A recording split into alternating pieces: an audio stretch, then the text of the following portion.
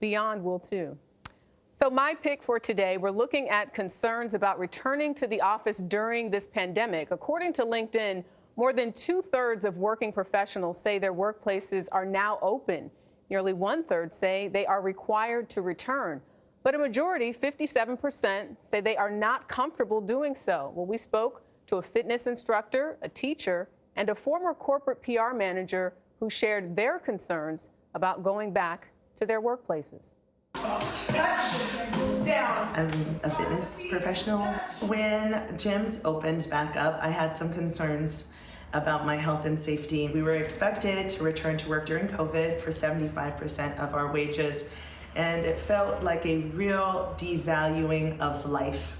¿Qué pasó? Preguntó. My feeling in going back to the classroom is nervousness. I have 3 children. My position was eliminated in my corporate job that represented a significant portion of our family income and our health care. The scary thought occurred to me of what happens if we go back in person and one of my students gets sick and maybe even dies. Am I prepared to handle something like that? No. With knowing that school is going to be virtual and I have a special needs learner, it makes it very difficult for me to go look for another full-time position, not knowing what the company's policies will be. COVID has made just living really anxiety-inducing. In our new normal series, we're looking at how the coronavirus is changing our lives every day and how we can reduce anxiety about going back to the workplace. Well, we're joined by LinkedIn editor-at-large Caroline Fairchild. She joins us from her home in Brooklyn. Good morning to you. You know, one of the first questions I have is, what assurances do employees need to feel safe as they get ready to return back to work? What assurances can the companies give the employees?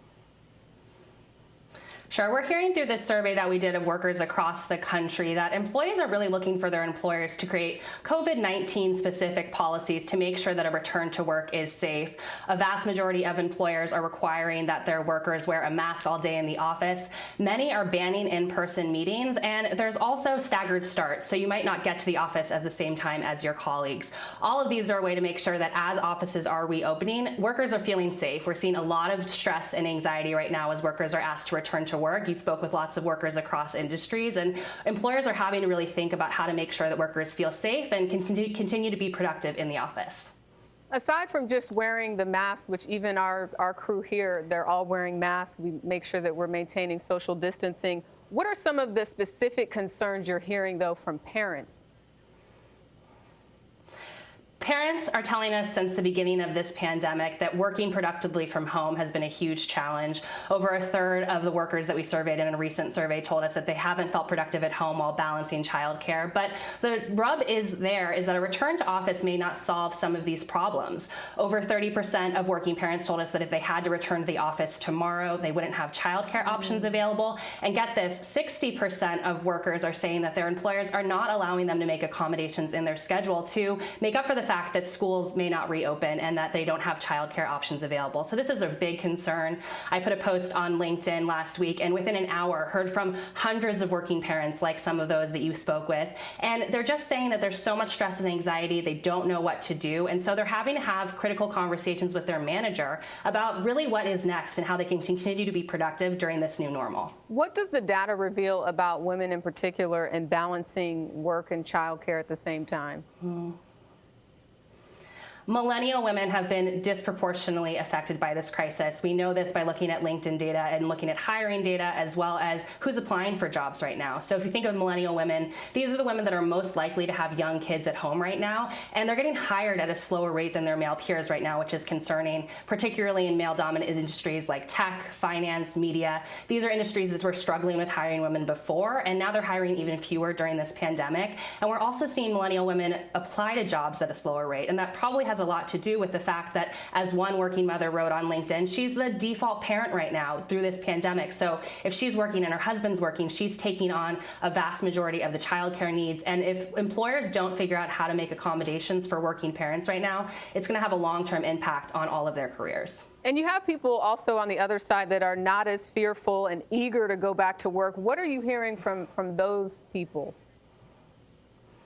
Sure. So we looked at data across industries, and construction workers are actually, funny enough, they're excited about the prospect of returning to work, and that probably has a lot to do with the fact there are lots of safety procedures on job sites already to make sure that social distance is maintained and workers are safe. Retail workers, as you can imagine, they're the most hesitant right now to return to work because of all the touch points with customers. And we're seeing a lot of office jobs. They're switching a lot of what they're doing to remote work. Telehealth is we're switching a lot to remote right now, as well as a lot of administrative roles and learning education roles. We're seeing a lot of postings on LinkedIn for e-learning options. So there's some adaptations that are happening so that workers are spending less time in the office. And then we're seeing across industries a gamut of different feelings about returning to work. And obviously people need money. They need to go back to work eventually. What do you tell the folks who are really concerned about saying something to their employee about their concerns and maybe even fearful that they could lose their job if they complain or have real concerns about returning? What I'd say to that employee is that leaders really have to lead with empathy right now. The #1 trait that we see experts saying on LinkedIn that managers and employers need to think about right now is empathetic leadership. And that means putting yourself in the shoes of your employee. If you think about it, if you have a worker who is anxious and nervous about the prospect of returning to work, there's no way that they're going to be productive. So we're seeing a lot of employers make accommodations, bring more flexibility to the job to make sure that employers feel safe and feel like they can be productive. And we're seeing, just go to your manager with a clear proposal. If they're anxious about the fact that your team is going to be the office and you're going to continue to work from home, address that head on and say, I'll do more video calls, I'll send an email at the end of the day letting you know what I've been doing. I'll give you access to my calendar. There are ways that in this new normal we can continue to work from home and do so productively. Well, we've made it work this long, so good luck to everyone out there trying to make it work. Carolyn Fairchild, thank you so much for helping us understand it all.